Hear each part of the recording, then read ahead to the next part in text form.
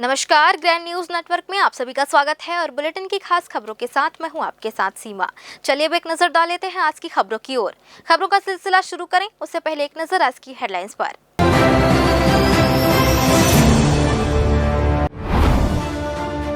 अंतिम दौर में धान खरीदी, मेहनत की फसल बेचने दर दर भटक रहे अन्नदाता, अधिकारियों की लापरवाही की सजा भुगत रहे हजारों किसान। कांग्रेस ने जिला प्रशासन पर मढ़ा भेदभाव का आरोप, गणतंत्र दिवस के मौके पर फ्लैक्स से गायब रही कांग्रेस विधायकों की तस्वीर, प्रोटोकॉल के उल्लंघन का दिया हवाला। धान खरीदी अव्यवस्था को लेकर किसान कांग्रेस की चेतावनी, राज्यपाल के नाम कलेक्टर को सौंपा ज्ञापन, धान खरीदी 28 फरवरी तक बढ़ाने की मांग। और 7 समंदर पार कर पहुंचे ग्रे लेग हंस ने कोपरा डैम में डाला डेरा, विदेशी मेहमानों से सजा कोपरा जलाशय, पखवाड़े भर रहेगा विदेशी परिंदों का बसेरा।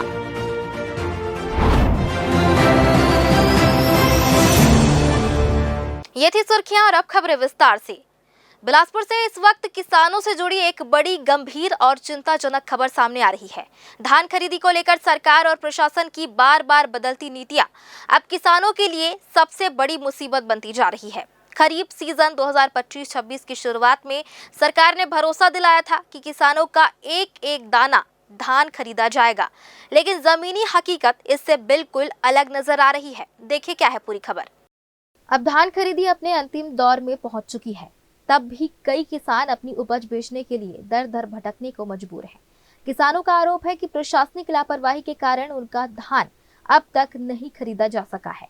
कुछ किसानों ने बताया कि कृषि विस्तार अधिकारी उनके घर भौतिक सत्यापन के लिए पहुंचे थे। खलिहान में 100 क्विंटल यानी करीब 250 बोरा धान मौजूद होने के बावजूद रिकॉर्ड में सिर्फ 10 क्विंटल ही दर्ज किया गया। किसानों का कहना है कि इसी गलती के कारण वे लंबे समय से परेशान हैं और अपना धान नहीं बेच पा रहे हैं। जब इस संबंध में अधिकारियों से सवाल किया गया तो उन्होंने स्वीकार किया कि गलती से 100 की जगह 10 क्विंटल दर्ज हो गया, जिसकी वजह से किसानों को समस्या आ रही है। वहीं कुछ किसानों ने यह भी बताया कि शुरुआत में एग्रीस्टेक पोर्टल में रजिस्ट्रेशन को लेकर उन्हें भारी दिक्कतों का सामना करना पड़ा। अब जब रजिस्ट्रेशन की समस्या किसी तरह सुलझी तो धान खरीदी के समय फिर से अधिकारियों की लापरवाही किसानों पर भारी पड़ रही है। किसानों का कहना है कि धान खरीदी की समय सीमा खत्म होने में अब सिर्फ 2 दिन ही बचे हैं, लेकिन इसके बावजूद उनकी उपज नहीं खरीदी जा रही है। उन्होंने सरकार और प्रशासन से मांग की है कि बचे हुए किसानों का धान तत्काल खरीदा जाए और समय सीमा बढ़ाई जाए ताकि किसी भी किसान को नुकसान ना हो। अब समस्या वही है कि हम लोग अब इसके पहले तो रकबा सुधारने के चक्कर में बहुत तसीली वसीली सब जगह काटे, लेकिन अभी तक तो रकबा नहीं सुधरा। लेकिन बचत जो रकबा है उसमें हम लोग धान देना चाहे। धान देने के लिए हम लोग टोकन कटाने के लिए मंडी गए। मंडी में बोला आपको सत्यापन कराना पड़ेगा। सत्यापन तो हुई और धान है, मौजूद है, अभी भी है धान। हम लोग कर्ज से लदे हुए हैं, किसान हैं, तो हम लोग का धान शीघ्र खरीदा जाए ताकि हम लोग को प्रति न्याय मिले। और ग्राम नरगोड़ा 261 क्रमांक सोसाइटी क्रमांक। तो क्या बोल रहे हैं, आपका क्या समस्या है? हम लोग का अब समस्या वही अब बता रहे हैं। वहाँ जाने से वो बोल रहे हैं, हाँ। वहाँ जाने से बोल रहे हैं कि आपका माने कुछ त्रुटि हो गए हमसे, ऐसा करके बोल रहे हैं। एक कृषि विस्तार अधिकारी हमारे यहाँ भौतिक सत्यापन के लिए कोठार में आई थी। भौतिक सत्यापन किए और जितना धान था 100 क्विंटल का बराबर 100 क्विंटल धान खलिहान में मौजूद था। मैडम उसको देखी है, उसको बाद भी, और वो 10 क्विंटल का टोकन काट के चली गई। कितने क्विंटल का कटना था आपका? 100 क्विंटल का। तो क्या क्यों 10 क्विंटल का कटा है? क्या बोलते हैं इस बार? क्या धान नहीं था क्या आपके पास आए थे? धान वान सब खलिहान में मौजूद था। धान सत्यापन अभी भी पड़ा है, सब सत्यापन हो गया है। उसके बाद भी 10 क्विंटल का। हाँ। क्या बोलते हैं इस बारे में अधिकारी? अब मैडम ने जाके पूछे तो बताया कि मोबाइल में एक शून्य लगाना मेरे से मिस हो गया है, मैं अपनी गलती स्वीकार कर रही हूँ। तो आपसे तो गलती हुआ है, अब हम कहाँ क्या करें, अब उसको सुधारेंगे आप भी। तो क्या बोले, क्या आश्वासन दिए हम लोग अभी? अब आश्वासन तो कुछ दिए हैं कि रायपुर तक भेजी हूँ कागज में, बिलासपुर तक भी भेजा हूँ। कब आपका धान बिकना था? 20 तारीख को। अच्छा, तब से अभी तक घूम रहे हैं आप? हाँ, इनका भी है। ठीक, क्या चाहते हैं अभी आप? अब हम यही चाहते हैं कि जल्द से जल्द हमारा टोकन काट जाए, हमारा धान बिक्री हो जाए। अब सबसे बड़ा सवाल यही है कि क्या अंतिम दिनों में बचे किसानों की धान खरीदी हो पाएगी। या फिर हर बार की तरह सरकारी दावे इस बार भी कागजों तक ही सीमित रह जाएंगे? जवाब अब प्रशासन की कार्रवाई पर टिका है। द न्यूज के लिए कैमरामैन गोलू कश्यप के साथ भारतेंदु कौशिक की रिपोर्ट। अगर आज आप बैंक जाने की सोच रहे हैं तो रुक जाइए। अपनी एक सूत्रीय मांग यानी 5 डे वर्किंग को लेकर आज देश भर के सरकारी बैंक कर्मचारी हड़ताल पर हैं।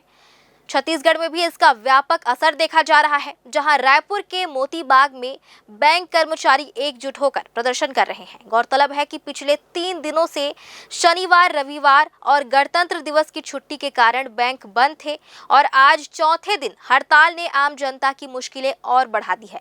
हालांकि राहत की बात यह है कि निजी क्षेत्रों के बैंक खुले हुए हैं, लेकिन सार्वजनिक क्षेत्र के बैंकों में कामकाज पूरी तरह। United forum of bank unions के आह्वान पर आज देश भर के करीब 12 सार्वजनिक क्षेत्र के बैंकों में ताले लटके हुए हैं। छत्तीसगढ़ में इस हड़ताल का जबरदस्त असर देखने को मिल रहा है, जहां लगभग 2500 शाखाओं के 25,000 से ज्यादा अधिकारी और कर्मचारी सड़कों पर उतर आए हैं। रायपुर के मोती बाग में जुटे कर्मचारियों का कहना है कि वे लंबे समय से सप्ताह में 5 दिन काम की मांग कर रहे हैं, जिसे अब तक अनसुना किया गया है। State bank of India, PNB और बैंक ऑफ बड़ौदा जैसे बड़े बैंकों में कामकाज बंद होने से करोड़ों का लेन देन प्रभावित हो रहा है। United forum of bank union ने 5 डे कार्यप्रणाली को लागू करने के लिए पूरे देश भर में एक सूत्री मांग को लेकर हड़ताल का आह्वान किया था, जिसका असर बिलासपुर में भी देखने को मिला।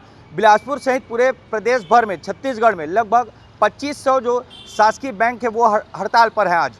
और आपको बता दें कि इन बैंकों में जो कुल कर्मी है वो लगभग 25,000 है। तो आज जो 27 जनवरी को ये 25,000 कर्मचारी जो हैं आज हड़ताल पर है, एक दिवसीय अपनी मांगों को लेकर। आपको बता दें अभी हम मौजूद हैं सरगंडा क्षेत्र के स्टेट बैंक के सामने, जहां पर हम आपको दिखाएंगे कि वहां वो तस्वीर जो बोर्ड पर लगी हुई है हम आपको दिखाएंगे कि आखिर ये हड़ताल क्यों किया गया। हम आपको बताना चाहेंगे कि जो इनकी मांग है साप्ताहिक जो है 5 दिन कार्यप्रणाली को लेकर ये आज धरने पर बैठे हैं, जो कि United forum of bank union ने आह्वान किया था पूरे देश भर में, जिसका असर भी पूरे छत्तीसगढ़ में देखने को मिल रहा है। आपको बता दें कि ये जो सरकंडा क्षेत्र स्थित जो ब्रांच है एसबीआई का, वहाँ पे मुख्य जो गेट है वहाँ पे लिखा है आज बैंक का हड़ताल है, तो बैंक बंद है। कल बैंक खुलेगा 10 बजे बुधवार को, यानी कि जो शनिवार को छुट्टी थी, रविवार छुट्टी हुई और कल 26 जनवरी सोमवार को भी छुट्टी हो गया। और आज जो बैंक खुलना था वो हड़ताल पर है। आज एक दिवसीय अपनी जो मांग है उसको लेकर पूरे प्रदेश भर में जो बैंक है शासकीय बैंक के कर्मी वो हड़ताल पर हैं, इसलिए बैंक आज बंद है। और ये हड़ताल एक दिवसीय है, जो कि रायपुर के मोती बाग में ये प्रदर्शन किया जा रहा है। कल बैंक सामान्य रूप से सुचारू हो जाएगा। और आपको ये भी बता दें कि जो प्राइवेट बैंक है वो नॉर्मल जो जैसे खुले रहते हैं वैसे ही खुले हुए हैं, लेकिन जो शासकीय बैंक है जैसे कि स्टेट बैंक हो गया, पंजाब नेशनल बैंक हो गया, इंडियन ओवरसीज बैंक हो गया, ये सभी बैंक जो है 12 बैंक जो है शासकीय बैंक वो आज हड़ताल पर है, इसलिए आज बैंक बंद है। लगातार 4 दिनों से बैंकों के बंद होने के कारण आम उपभोक्ताओं की कमर टूट गई है। चेक क्लियरेंस, ड्राफ्ट बनवाने और कैश निकासी जैसे जरूरी काम पूरी तरह रुक गए हैं। हालांकि एचडीएफसी, आईसीआईसीआई और एक्सिस बैंक जैसे प्राइवेट बैंक सामान्य रूप से काम कर रहे हैं, लेकिन सार्वजनिक बैंकों पर निर्भर बड़ी आबादी को भारी असुविधा का सामना करना पड़ रहा है। अब देखना यह होगा कि सरकार और बैंक प्रबंधन इस गतिरोध को खत्म करने के लिए क्या कदम उठाते हैं। द न्यूज के लिए कैमरामैन राहुल ठाकुर के साथ पिंटू दुबे की रिपोर्ट। बिलासपुर से बैंक उपभोक्ताओं के लिए एक अहम खबर सामने आ रही है। 5 दिन की कार्य सप्ताह की मांग को लेकर आज देश भर में सरकारी बैंकों की हड़ताल जारी है। इस हड़ताल का सीधा असर आम लोगों की रोजमर्रा की बैंकिंग सेवाओं पर पड़ रहा है। आइए देखते हैं पूरी खबर। बिलासपुर में भी आज लगातार चौथे दिन सरकारी बैंक बंद नजर आए। गांधी चौक स्थित बैंक शाखा के बाहर बैंक कर्मियों ने प्रदर्शन किया और अपनी मांगों के समर्थन में नारेबाजी की। बैंक कर्मियों का कहना है कि लंबे समय से वे 5 दिन काम और 2 दिन अवकाश की मांग कर रहे हैं, लेकिन अब तक इस पर कोई ठोस निर्णय नहीं लिया गया है। हड़ताल के चलते cash transaction, cheque clearance, draft और पासबुक से जुड़े काम पूरी तरह प्रभावित रहे। बैंक बंद रहने से उपभोक्ताओं को काफी परेशानी का सामना करना पड़ा। कई लोग जरूरी कामों के लिए बैंक पहुंचे, लेकिन शाखाएं बंद देखकर निराश लौटना पड़ा। हालांकि एटीएम और ऑनलाइन बैंकिंग सेवाएं चालू रही, जिससे लोगों को कुछ राहत मिली। बैंक कर्मियों ने साफ किया है कि जब तक उनकी मांगों पर गंभीरता से विचार नहीं किया जाता, तब तक आंदोलन जारी रहेगा। बैंक बंद रहने से व्यापारियों, बुजुर्गों और ग्रामीण उपभोक्ताओं को सबसे ज्यादा दिक्कत हो रही है। अब सभी की नजरें सरकार और बैंक प्रबंधन के अगले कदम पर टिकी हैं।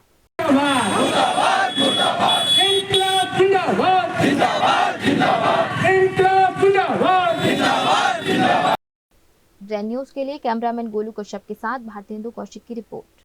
भारत निर्वाचन आयोग के निर्देश पर छत्तीसगढ़ में मतदाता सूची का विशेष पुनरीक्षण किया गया, जो अब अंतिम चरण में पहुंच चुका है। इस प्रक्रिया में बिलासपुर जिले की मतदाता सूची से करीब 3,63,000 नाम काट दिए गए। लेकिन हैरानी की बात यह है कि इतने बड़े आंकड़े के बावजूद अब तक सिर्फ 50,000 के करीब ही दावा आपत्तियां दर्ज की गई है। जिला निर्वाचन कार्यालय द्वारा लगातार जागरूकता अभियान चलाया गया। बीएलओ ने घर घर जाकर लोगों को जानकारी दी। इसके बावजूद लाखों मतदाता अब भी निष्क्रिय बने रहे। प्रशासन का साफ कहना है कि दावा आपत्ति दर्ज कराने की समय सीमा अब समाप्त हो चुकी है।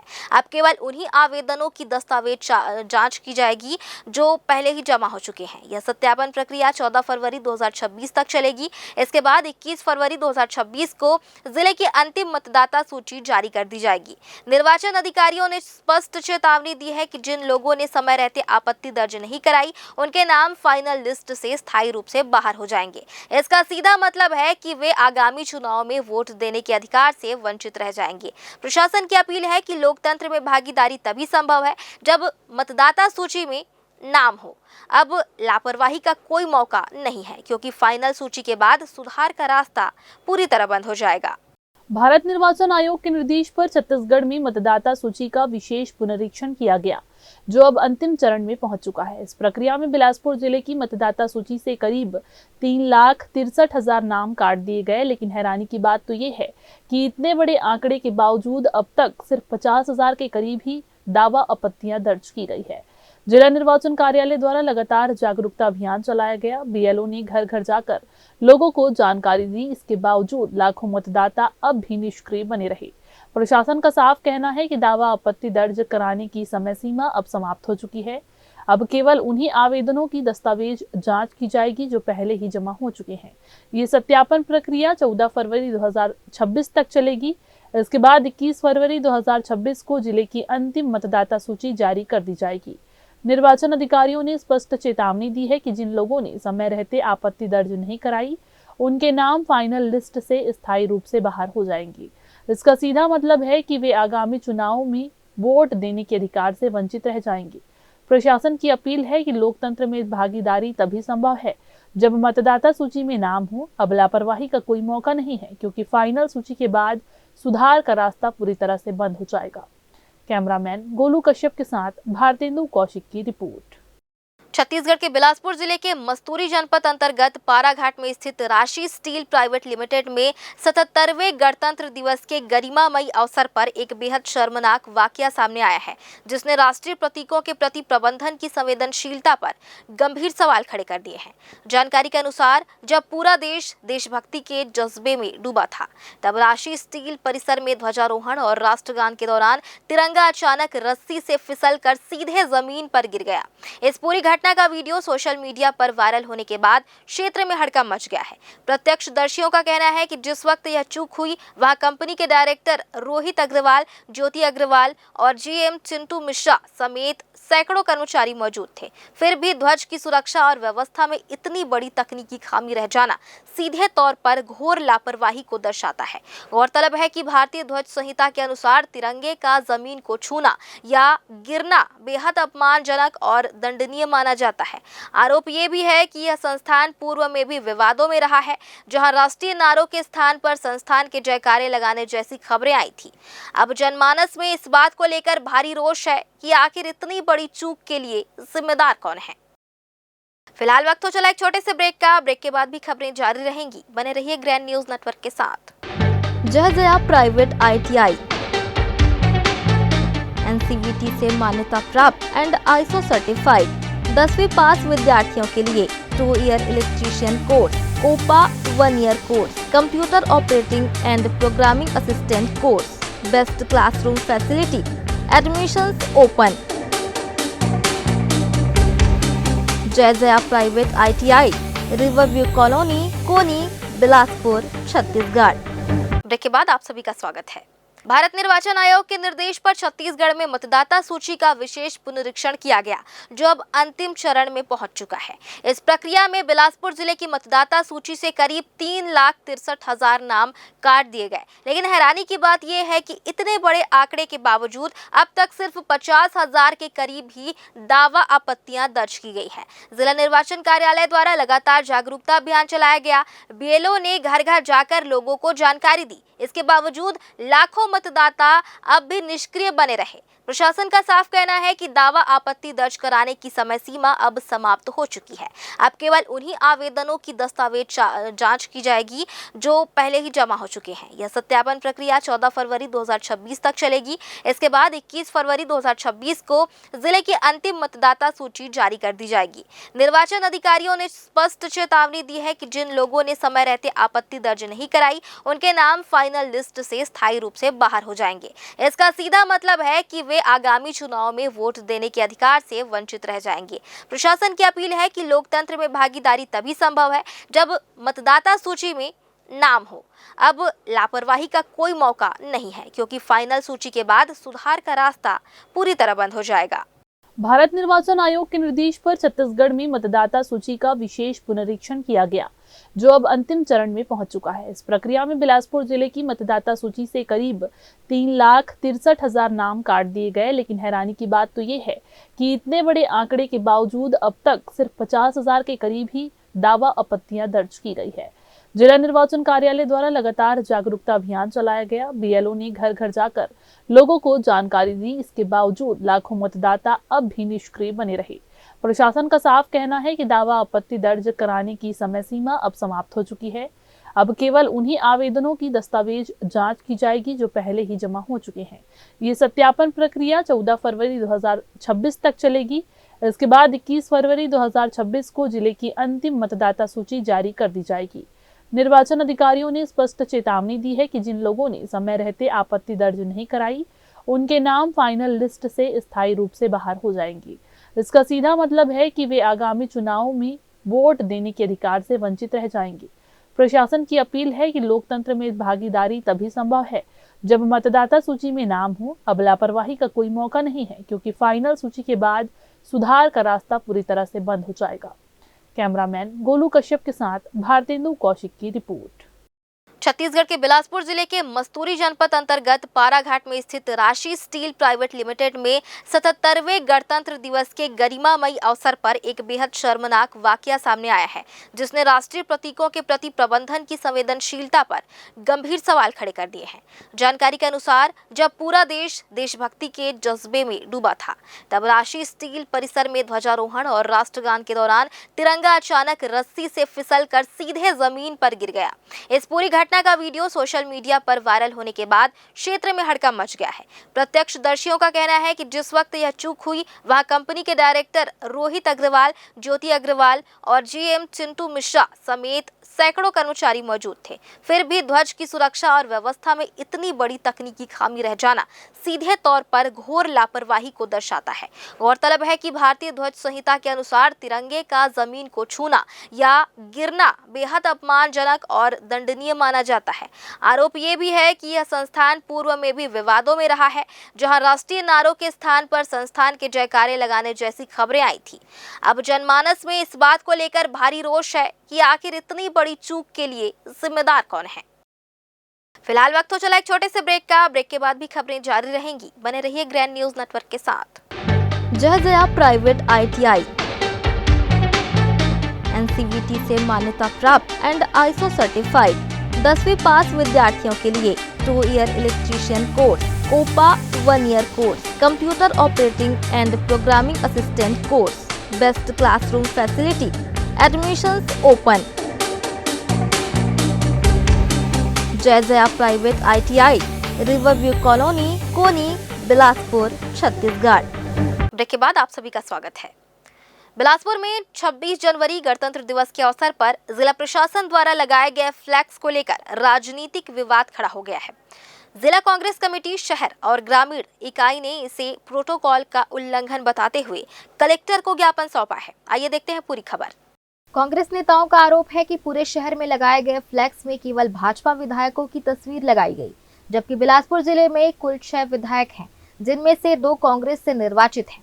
पार्टी का कहना है कि राष्ट्रीय पर्व किसी एक दल का कार्यक्रम नहीं होता, बल्कि यह पूरे देश और लोकतंत्र का पर्व है, जहां सभी जनप्रतिनिधियों को समान सम्मान मिलना चाहिए। जिला कांग्रेस कमेटी शहर अध्यक्ष सिद्धांशु मिश्रा और ग्रामीण अध्यक्ष महेंद्र गंगोत्री ने बताया कि कोटा विधायक अटल श्रीवास्तव और मस्तूरी विधायक दिलीप लहरिया की तस्वीरें एक भी फ्लैक्स में शामिल नहीं की गई, जो लोकतांत्रिक मर्यादाओं और प्रशासनिक निष्पक्षता पर सवाल खड़े करता है।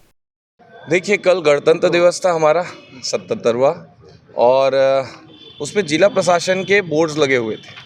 उसमें बधाई संदेश था, गणतंत्र दिवस की सभी को शुभकामनाएं दी गई थी। शहरवासियों को बहुत अच्छा है, होना भी चाहिए इस तरह से, परंतु उसमें थोड़ा सा भेदभाव हम लोगों को नज़र आया। वो भेदभाव ये था कि उसमें भारतीय जनता पार्टी के तो सभी विधायकों की फ़ोटो थी, परंतु हमारे इस ज़िले में 2 विधायक हमारे भी हैं, विधायक कोटा, विधायक मस्तूरी।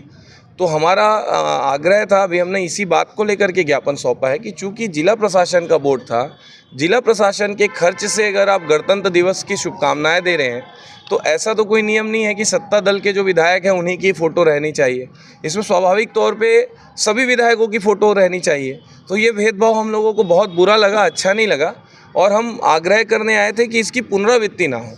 यदि जिला प्रशासन का बोर्ड जिला प्रशासन के खर्चे से लग रहा है, तो इसमें सभी की फ़ोटो होनी चाहिए, सभी विधायकों की। निजी आप कोई बोर्ड लगा रहे हैं तो उससे हमारा कोई सरोकार नहीं है। बस इसी आग्रह को लेकर के हम कलेक्टर साहब से मिले हैं, और उन्होंने हमें आश्वस्त किया है कि इसकी पुनरावृत्ति कभी नहीं होगी। कि जब गणतंत्र दिवस का जो फ्लैक्स है शुभकामनाओं का, उसमें जब भारतीय जनता पार्टी के विधायकों का फ़ोटो लगा हुआ है, तो कांग्रेस के विधायकों का फ़ोटो क्यों नहीं लगा हुआ है?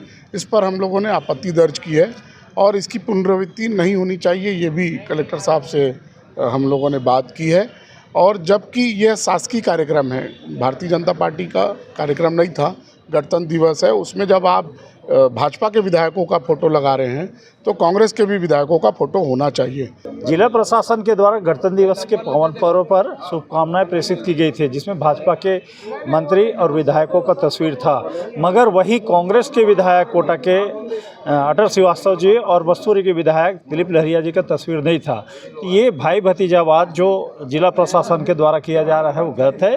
चाहे कांग्रेस की शासन हो, चाहे बीजेपी का सरकार हो, जो भी निर्वाचित जनप्रतिनिधि है उसका बराबर सम्मान होना चाहिए। कांग्रेस के कार्यकाल में, भूपेश जी के कार्यकाल में, बीजेपी के भी जो विधायक है उनको सम्मानपूर्वक आमंत्रण भेजा जाता था, मगर पहली बार देखा जा रहा है कि कांग्रेस के निर्वाचित पार्षद जो विधायक है उनका तस्वीर यहाँ जिला प्रशासन के खर्च में बोर्ड लगाया गया था, जो उसमें कहीं तस्वीर नज़र नहीं आ रहा है। तो इससे साफ झलकता है कि कहीं ना कहीं जो जनता के द्वारा चुना गया जनप्रतिनिधि है उनके साथ नाइंसाफ़ी हो रही है।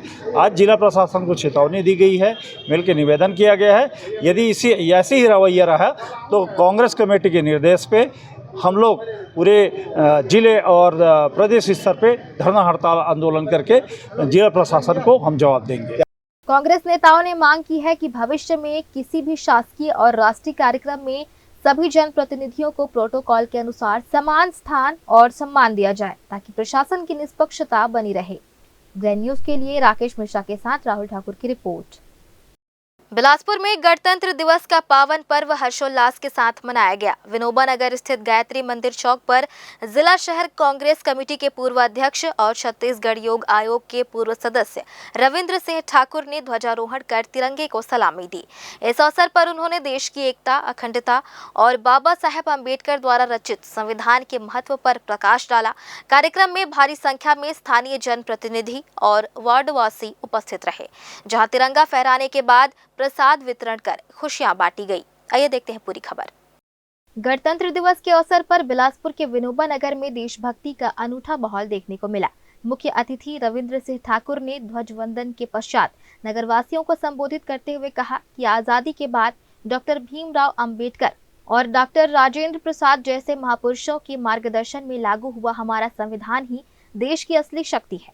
उन्होंने जोर देकर कहा कि विभिन्न जातियों और धर्मों के इस देश को संविधान ने ही समानता के सूत्र में पिरोया है, जिससे आज हर नागरिक देश के विकास में अपनी सहभागिता सुनिश्चित कर रहा है। रविंद्र सिंह ने स्वतंत्रता संग्राम सेनानियों को नमन करते हुए आह्वान किया कि उनके दिखाए मार्ग पर चलकर भारत को एक अखंड राष्ट्र बनाए रखने का संकल्प लेना ही आज के दिन की सच्ची सार्थकता है। इस गरिमामयी समारोह में बिलासपुर नगर निगम के पूर्व नेता प्रतिपक्ष व पार्षद गणों सहित समाज सेवी शिवा मुदलियार, हरीश तिवारी और चंद्रहास शर्मा जैसे कई गणमान्य नागरिक मौजूद रहे। कार्यक्रम के अंत में उपस्थित जनसमूह के बीच फल और प्रसाद का वितरण किया गया। गायत्री मंदिर की शिक्षिकाओं और भारी संख्या में उपस्थित युवाओं व वार्डवासियों ने इस राष्ट्रीय पर्व को संकल्प दिवस के रूप में मनाया। जैन न्यूज के लिए कैमरामैन राकेश मिश्रा के साथ पिंटू दुबे की रिपोर्ट। आज बिलासपुर कलेक्ट्रेट में टीएल बैठक का आयोजन किया गया, जिसमें कलेक्टर संजय अग्रवाल ने जिले के सभी विभागों के अधिकारियों के साथ महत्वपूर्ण समीक्षा बैठक की। बैठक का उद्देश्य शासन की योजनाओं के क्रियान्वयन और लंबित मामलों की प्रगति की जांच करना था। टीएल बैठक के दौरान कलेक्टर संजय अग्रवाल ने सभी विभागों से एक-एक कर जानकारी ली और स्पष्ट निर्देश दिए कि शासन की फ्लैगशिप योजनाओं का लाभ अंतिम व्यक्ति तक पहुंचाना चाहिए। उन्होंने कहा कि किसी भी विभाग में यदि कार्यों के बेहतर संचालन के लिए कोऑर्डिनेशन यानी आपसी समन्वय की आवश्यकता होती है तो उस पर गंभीरता से विचार किया जाएगा। कलेक्टर ने अधिकारियों को निर्देश दिए कि लंबित प्रकरणों का समय सीमा में निराकरण सुनिश्चित किया जाए और किसी भी तरह की लापरवाही बर्दाश्त नहीं की जाएगी। उन्होंने कहा कि योजनाओं के क्रियान्वयन में पारदर्शिता और जवाबदेही सबसे जरूरी है। बैठक में कलेक्टर ने जनदर्शन और सुशासन तिहार के तहत प्राप्त आवेदनों की स्थिति की भी समीक्षा की। उन्होंने कहा कि जनता की समस्याओं का समाधान प्रशासन की प्राथमिकता है और इसके लिए सभी विभाग मिलकर काम करें। कलेक्टर संजय अग्रवाल ने अधिकारियों से साफ शब्दों में कहा कि मैदानी स्तर पर काम की नियमित मॉनिटरिंग की जाए ताकि योजनाओं का वास्तविक लाभ लोगों तक पहुंचे। बैठक में सभी विभागीय अधिकारी मौजूद रहे। 2369 बैठक में जो शासन के महत्वपूर्ण जो निर्देश होते हैं उन निर्देशों पे काम होता है। जैसे अलग अलग डिपार्टमेंट्स के जो भी फ्लैगशिप स्कीम्स है उन स्कीम्स पे चर्चा होती है और यदि किसी डिपार्टमेंट के सहयोग की ज़रूरत पड़ती है, कोऑर्डिनेशन की ज़रूरत पड़ती है तो उस पर भी आज विचार होता है। और कहीं कोई पीछे चल रहे हैं किसी डिपार्टमेंट किसी स्कीम में तो कैसे उन योजनाओं में हम और बेहतर ज़िले का परफॉर्मेंस हो सके उसके लिए कार्रवाई। सुशासन तिहार के जरिए गांव-गांव जाकर लोगों की समस्याएं सुलझाने का दावा करने वाली सरकार और प्रशासन की हकीकत आज जनदर्शन में उमड़ी भारी भीड़ ने साफ कर दी। जिन दावों में कहा गया था कि सुशासन तिहार में लोगों की परेशानियां मौके पर ही हल हो रही हैं, वे आज जमीन पर कमजोर नजर आए। देखिए क्या है पूरी खबर। आज के जनदर्शन में दूर दराज के गांवों से सैकड़ों लोग अपनी समस्याएं लेकर पहुंचे। जनदर्शन में लगी लंबी कतारें इस बात का साफ संकेत थी कि ग्रामीण इलाकों में अब भी कई समस्याएं जस की तस बनी हुई है। लोगों का कहना है कि सुशासन तिहार के दौरान आवेदन तो लिए गए लेकिन कई मामलों में समाधान अब तक नहीं हो पाया। जनदर्शन को लेकर कलेक्टर ने कहा कि लोगों की समस्याएं सुनी जा रही है और संबंधित विभागों को तत्काल समाधान के निर्देश दिए गए हैं। बढ़ती भीड़ पर उन्होंने कहा कि कुछ समस्याएं ऐसी होती है जिनका समाधान तुरंत संभव नहीं हो पाता, फिर भी लोग अपनी मांगों को लेकर जनदर्शन में आते रहते हैं। क्योंकि जनदर्शन होता है तो इसमें आवेदन आएंगे और जनदर्शन में निराकरण होता है इसलिए भी लोग आते हैं। इसमें कुछ इस तरह के भी आज आवेदन आए हैं कि जैसे दो निजी लोगों के बीच का ज़मीन का डिस्प्यूट है ना, तो उसका भी सीमांकन करके उसका निराकरण कैसे होगा। कुछ सीमांकन के लिए लोग आए हैं कि सीमांकन का आवेदन दे दिए हैं लेकिन अभी सीमांकन नहीं हुआ है तो उसको भी कंसर्न जो एसडीएम है उनको बताए हैं कि उसका सीमांकन निराकरण जल्दी करें। इसी तरह से कुछ धान खरीदी को लेकर के कुछ सीएससीबी में कहीं पे पोल बिजली का वायर थोड़ा सा नीचे आया हुआ है तो उसको लेकर के हैं। तो इस तरह से ये चीज़ें आती हैं और इसका निराकरण जो है संबंधित विभाग मांग भी कर रहे हैं सर। 6 लोग पट्टे के डिमांड के लिए आए थे तो चूंकि पट्टा में 1905 से पहले वहाँ 2000 जो एक्ट है उस एक्ट में एक तिथि है उस गांव में बाकी लोगों को दिया गया है, इनको कैसे नहीं दिया जा सका इसकी जांच करने के उपरांत फिर उसमें कार्रवाई। आज का जनदर्शन एक बार फिर यह सवाल खड़ा करता है कि दावों और जमीनी हकीकत के बीच अब भी बड़ी खाई क्यों बनी हुई है। अब देखना होगा कि सुशासन तिहार वास्तव में लोगों को राहत दिला पाएगा या जनता को हर हफ्ते जनदर्शन के चक्कर लगाने पड़ेंगे। जैन न्यूज के लिए कैमरामैन गोलू कश्यप के साथ भारतेंदु कौशिक की रिपोर्ट। बिलासपुर नगर में स्मार्ट सिटी परियोजना के तहत हो रहे सौंदर्यीकरण कार्यों से शहर की तस्वीर भले ही बदल रही हो, लेकिन कई जगह आम जनता को भारी परेशानियों का सामना करना पड़ रहा है। ऐसा ही मामला उस्लापुर रेलवे क्रॉसिंग चौक पर सामने आया, जहां रेलवे निर्माण कार्य के दौरान सड़क को अत्यधिक संकीर्ण कर दिया गया है। आइए देखते हैं पूरी खबर। स्थानीय लोगों का कहना है कि मुख्य मार्ग को मोड़ के पास ही छोटा कर दिया गया है, जिससे रोजाना दुर्घटनाएं हो रही है। दोपहिया, चार पहिया वाहन और पैदल चलने वालों के लिए यह रास्ता बेहद खतरनाक बन चुका है। स्थिति ये है कि हर घंटे ट्रैफिक व्यवस्था भी चरमरा गई है और लोगों को अपने गंतव्य तक पहुंचने में काफी समय लग रहा है। उस्लापुर रेलवे सलाहकार समिति के सदस्य एवं व्यापारी संघ के अध्यक्ष किशोर कछवाहा ने रेलवे प्रशासन और दक्षिण पूर्व मध्य रेलवे बिलासपुर मंडल से मांग की है कि चौक का शीघ्र चौड़ीकरण किया जाए तथा हाई मास्क लाइट लगाई जाए ताकि रात्रि में भी यातायात सुरक्षित रह सके। उस्लापुर रेलवे स्टेशन का सौंदर्यीकरण हो रहा, बहुत अच्छा हो रहा, लोगों को बहुत पसंद भी आ रहा, लेकिन रेलवे में जो वर्तमान में कार्य कर रहे हैं IW विभाग, उन्होंने बताया कि सड़क को चौड़ीकरण करने के लिए रेलवे का ही एक विभाग है, CPMGSU गति शक्ति यूनिट, वो काम नहीं करने दे रहा रेलवे को विभाग। वर्तमान जो कार्य हो रहा है उसको रोक रहा है और उसके रोकने के चक्कर में जो चौक अच्छा चौड़ा था, यहाँ पे वो चौक छोटा हो गया है, जिससे आए दिन एक्सीडेंट हो रहे हैं और बहुत ज़्यादा गंदा एक्सीडेंट हो रहा है।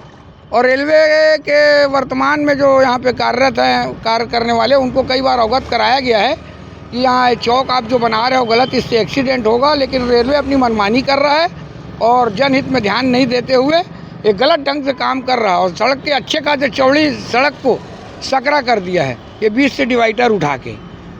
मेरा GSU विभाग को, DRM बिलासपुर को और GM साहब बिलासपुर से करबद्ध निवेदन है कि इस पर उचित ध्यान दें और इस सड़क का अच्छा चौड़ीकरण करके एक यहाँ पे हाई मास्ट जूनो लाइट भी लगाने का कष्ट करें ताकि यात्रियों को आने जाने में सुविधा हो सके। स्थानीय नागरिकों का कहना है कि यदि अभी सुधार नहीं किया गया तो भविष्य में इस निर्माण को तोड़ना मुश्किल होगा और हादसों का सिलसिला जारी रहेगा। अब देखना यह है कि प्रशासन जनता की सुरक्षा को कितनी गंभीरता से लेता है।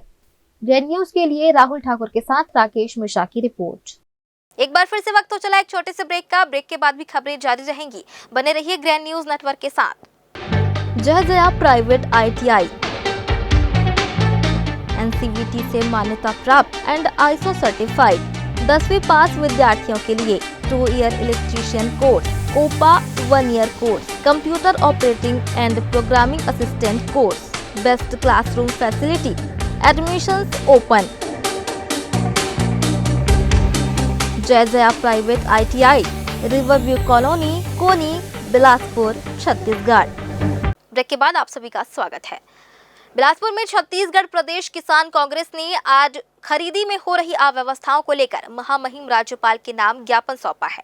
यह ज्ञापन कलेक्टर एवं SDM के माध्यम से जनदर्शन कार्यक्रम के दौरान किया गया। किसान कांग्रेस ने प्रदेश के किसानों की समस्याओं को गंभीर बताते हुए 7 सूत्रीय मांगे रखी। ज्ञापन में प्रमुख रूप से धान खरीदी की अंतिम तिथि 28 फरवरी 2026 तक बढ़ाने, सोसाइटियों में जमा धान का तत्काल उठाव कराने, 3100 रुपये प्रति क्विंटल की दर से एक मुफ्त भुगतान, लंबित टोकनों का शीघ्र निराकरण, वन पट्टा धारक किसानों की तकनीकी समस्याओं का समाधान, गिरदावरी के नाम पर हो रहे उत्पीड़न को बंद करने तथा टोकन सत्यापन के दौरान किसानों की अपमानजनक निरीक्षण की प्रक्रिया समाप्त करने की मांग की गई है। किसान कांग्रेस के जिलाध्यक्ष योगेश कुमार यादव ने चेतावनी दी है कि यदि मांगों पर तत्काल कार्रवाई नहीं हुई तो 28 जनवरी 2026 को पूरे प्रदेश में लोकतांत्रिक तरीके से आंदोलन किया जाएगा। निवेदन करने आए थे कि किसानों के साथ जो अन्याय होता जा रहा है लगातार, उनसे 3100 रुपये में एक मुश्त धान खरीदी का पैसा देने का वादा किया गया था, जिसको किस्त में दिया जा रहा है। उनसे धान की खरीदी के लिए घर घर में जाके छापा मारा जा रहा है। जब आपके द्वारा वादा किया गया था कि पूरा एक एक दाना धान हम खरीदेंगे, एक एक दाना धान हम किसानों का लेंगे करके, तो घर में छापा मारने की क्या ज़रूरत है? किस प्रकार से आप किसान को छल रहे हैं। या तो सीधा सीधा बोलते हैं कि हमारे हिसाब से हम धान खरीदी करेंगे, हमारे रेट के हिसाब से हम किस्तों में पैसा देंगे। तो ये ऐसा वादा प्रलोभन देने के बाद, सरकार आने के बाद अपने वादा खिलाफी करना, धान का छापा मारना, किसी के घर में घुस जाना, ये तो सरकार का अन्याय है किसानों के प्रति। भाई कोई भी किसान धान उगाता है तो रखने के लिए साधन नहीं होता, तो वो आजू बाजू के गाँव में अपने रिश्तेदारों के गाँव में आदमी धान को रखता है, मीसता है, उसके बाद बोरी में भरता है, ला के अपने साधन में रखेगा ना। उसके लिए आदमी यहाँ अधिकारी भेज के छापा मरवा रहे हैं, जबरन कर उनके धान को जब्ती बना दे रहे हैं। ये बहुत सरकार का बहुत बड़ा गलत आदेश जारी किया गया, गलत तरीका अपनाया जा रहा है। इसमें किसानों को बहुत ज़्यादा नुकसान और बहुत ज़्यादा परेशानी उठाना पड़ रहा है। टोकन नहीं मिल रहा है, टोकन आज लास्ट डेट आने वाला है, बहुत सारे किसान हैं जिनको टोकन नहीं मिल पाया है। आज हम लोग कलेक्टर साहब के पास आए हैं, जिला के पास, कि हम लोग का जो भी जिला किसान कांग्रेस में जो तकलीफ चल रहा है अभी धान खरीदी केंद्र में, उठाव के मामले में धान हमको बेचने के लिए अवधि समाप्त हो रही है, उनके धान की अवधि बढ़ाया जाए, त्वरित उठाव किया जाए।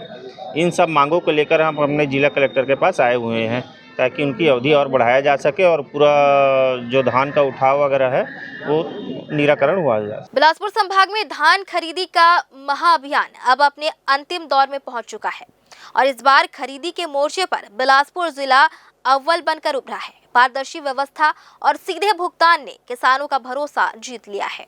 जिला सहकारी केंद्रीय बैंक के ताजा आंकड़ों के मुताबिक बिलासपुर जिले के 1,32,656 पंजीकृत किसानों में से 1,11,927 किसान अपनी उपज बेच चुके हैं।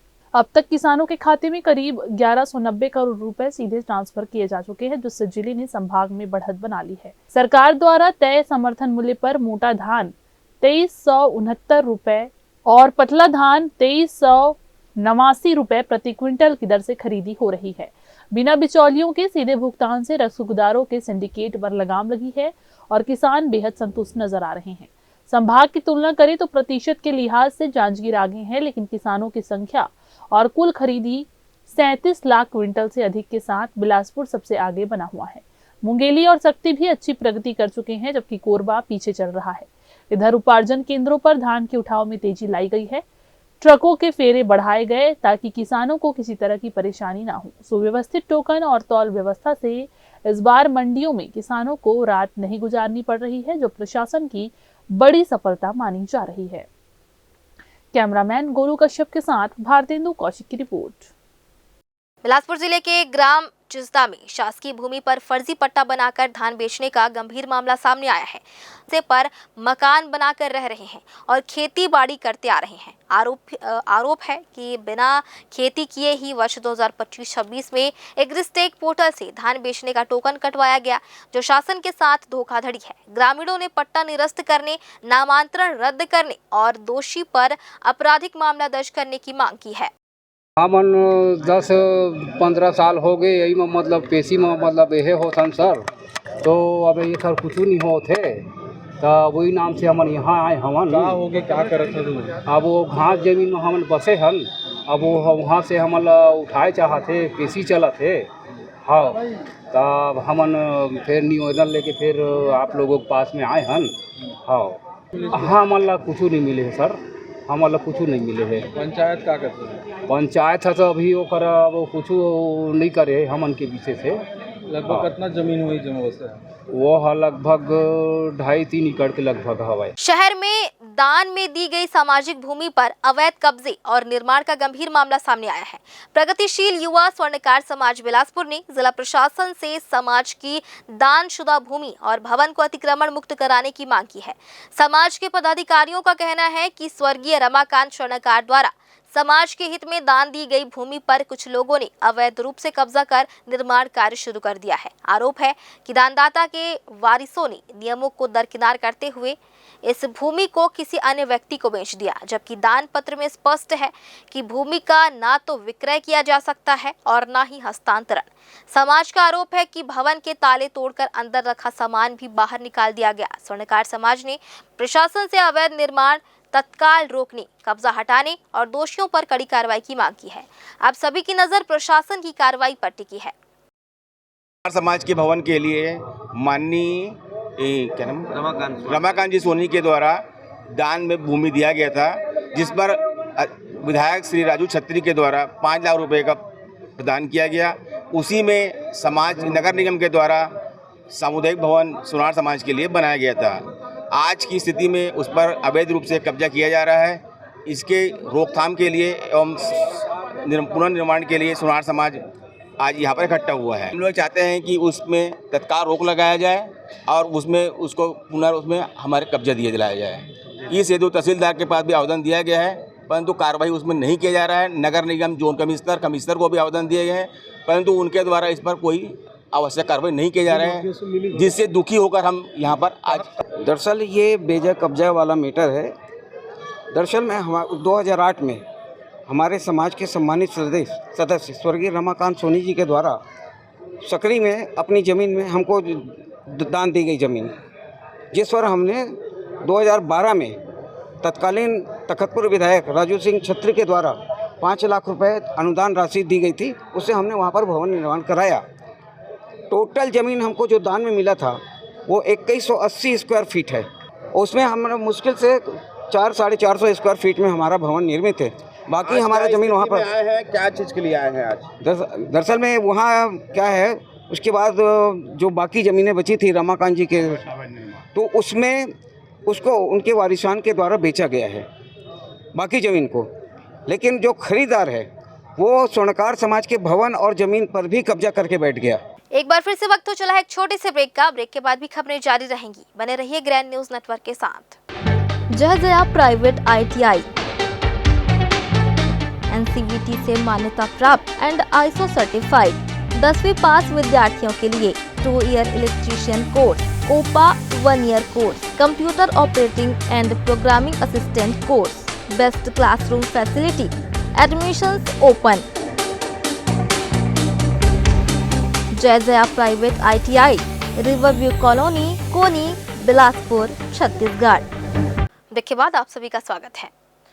राजधानी बिलासपुर में स्थित रामसर साइट घोषित कोपरा जलाशय इन दिनों प्रकृति प्रेमियों और पक्षी प्रेमियों के लिए किसी स्वर्ग से कम नहीं है। सर्दियों की दस्तक के साथ ही यह जलाशय देश विदेश से आने वाले प्रवासी पक्षियों का प्रमुख बसेरा बन गया है। आइए देखते हैं पूरी खबर।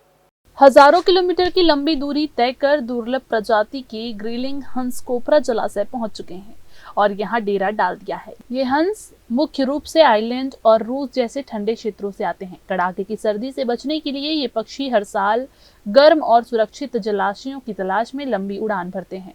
पक्षी विशेषज्ञों के अनुसार ये प्रवासी हंस 5000 से 7000 किलोमीटर तक की दूरी तय कर हिमालय के ऊपर से उड़ते हुए कोपरा जलाशय पहुंचते हैं। प्रवास के दौरान ये पक्षी 26,000 फीट तक की ऊंचाई पर उड़ान भरने में सक्षम होते हैं।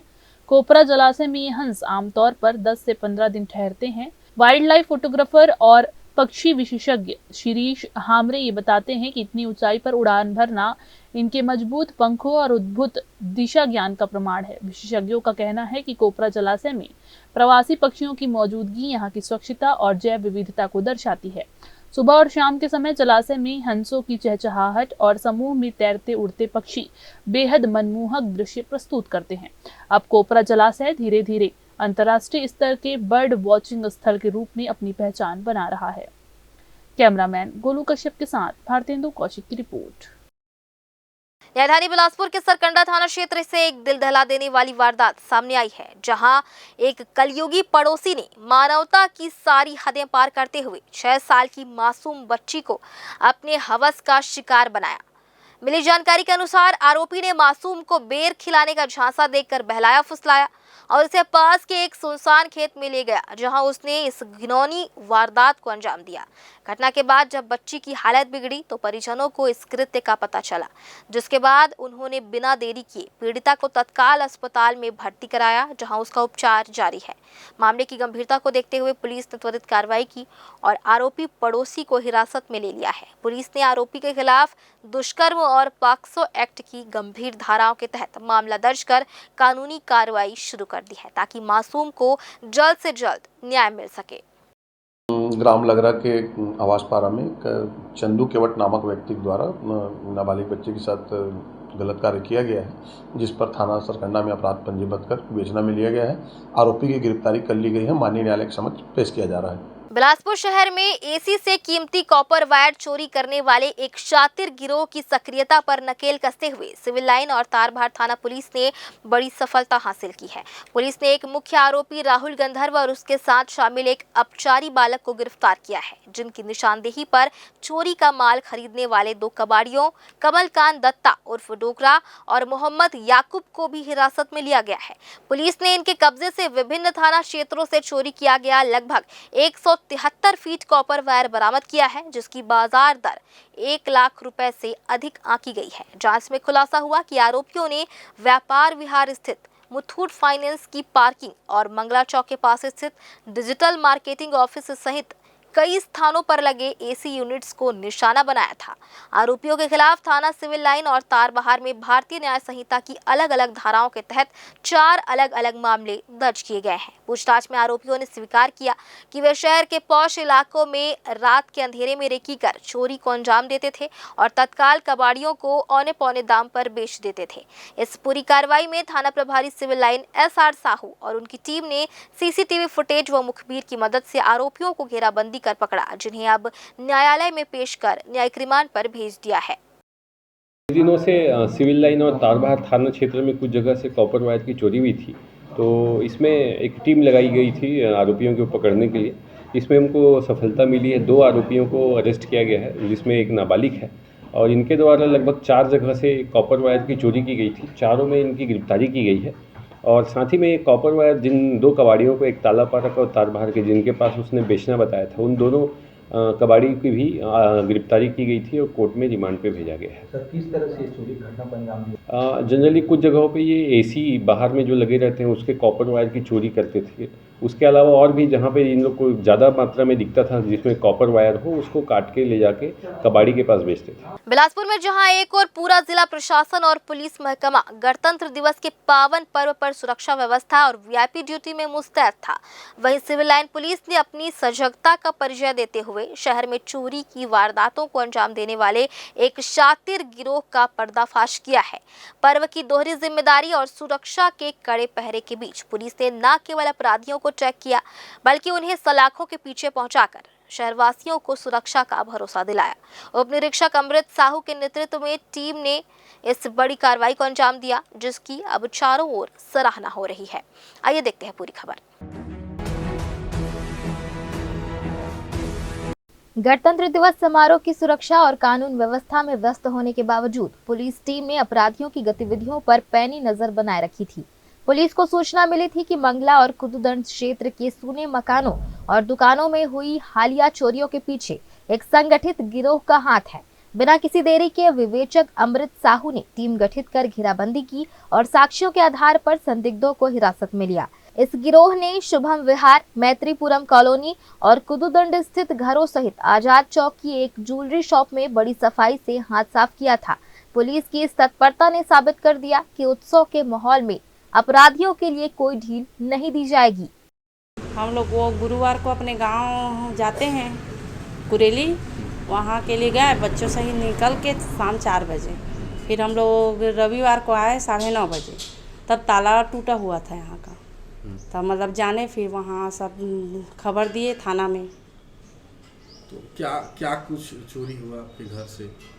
ऐसी 40,000 नकदी और चिल्हर में था 5,000। क्या बोल रहे पुलिस वाले? कैमरा भी लगा हुआ है, कुछ पहचान हुआ किसी? मतलब ऐसा तो 2-4 जगह चोरी हुआ है ऐसे बता रहे हैं ना। उसी दिन मतलब 2-3 दिन के अंदर में ऐसा हुआ है जी। मतलब 3-4 जगह चोरी हुआ है ऐसा बोले हैं। ये 25 तारीख को मंगला के पास एक माँ ज्वेलर्स है, जहाँ से लगभग 1 किलो चांदी और कुछ सोने के आइटम की लगभग 3,75,000 की चोरी हुई थी। और इसमें चोरी हुआ तो हमारी टीम लगी हुई थी और शीघ्र ही 1 दिन के अंदर में इसमें आरोपियों की अरेस्टिंग करने में हमको सफलता मिली है। 4 आरोपियों की अरेस्टिंग की गई है, जिनके नाम शिवा, राहुल, आदित्य सूर्यवंशी और एक और लड़का है जो नंद कुमार केवट है। सब लगभग 19-20 साल के लड़के हैं। इनसे पूछताछ में 3 और चोरी का खुलासा हुआ है, जो कि एक सन सिटी मंगला में लगभग 40,000 की चोरी थी। उसके अलावा कुदुदंड में 11,000 रुपये की चोरी थी और मैत्री विहार कॉलोनी में 3,000 की चोरी। तो चारों प्रकरणों में इन आरोपियों की गिरफ्तारी की गई है और अभी कोर्ट में पेश किया जाएगा। ये जनरली सुने मकान में रात को या फिर शॉप पे घुस के ताला तोड़ के चोरी की घटना को अंजाम देते थे और अभी फिलहाल इनके पास से 4 जगह पे चोरी का खुलासा हुआ है और हम लोग पूछताछ कर रहे हैं। अगर पुरानी भी कुछ चोरियां खुलेगी तो उसमें भी इनकी गिरफ्तारी की जाएगी। पुलिस की सघन पूछताछ के बाद आरोपियों ने निशानदेही पर चोरी का माल बरामद किया, जिसे देखकर टीम भी दंग रह गई। आरोपियों के पास से कुल 4,24,000 रुपए मूल्य के कीमती जेवरात, जिसमें भारी मात्रा में आर्टिफिशियल सोने के हार, झुमके, लॉकेट और चांदी की पायलें शामिल हैं, बरामद की गई। इसके साथ ही 26,000 रुपए नकद भी बरामद किया गया। पकड़े गए आरोपियों में सोनू उर्फ शिवा सूर्यवंशी, राहुल सूर्यवंशी, आदित्य सूर्यवंशी और नंद कुमार केवट शामिल है। पुलिस ने आरोपियों के कब्जे से 100% मशरूका बरामद करने में सफलता पाई है। 26 जनवरी जैसी चुनौतीपूर्ण ड्यूटी के बीच इतनी बड़ी रिकवरी और गिरफ्तारी सिविल लाइन पुलिस की कर्तव्यनिष्ठा और पेशेवर कार्यप्रणाली का उदाहरण है। ग्रैंड न्यूज के लिए पिंटू दुबे की रिपोर्ट। फिलहाल आज के इस बुलेटिन में बस इतना ही। अगले बुलेटिन में फिर होगी आपसे मुलाकात। तब तक के लिए मुझे और मेरी पूरी टीम को दीजिए इजाजत। नमस्कार।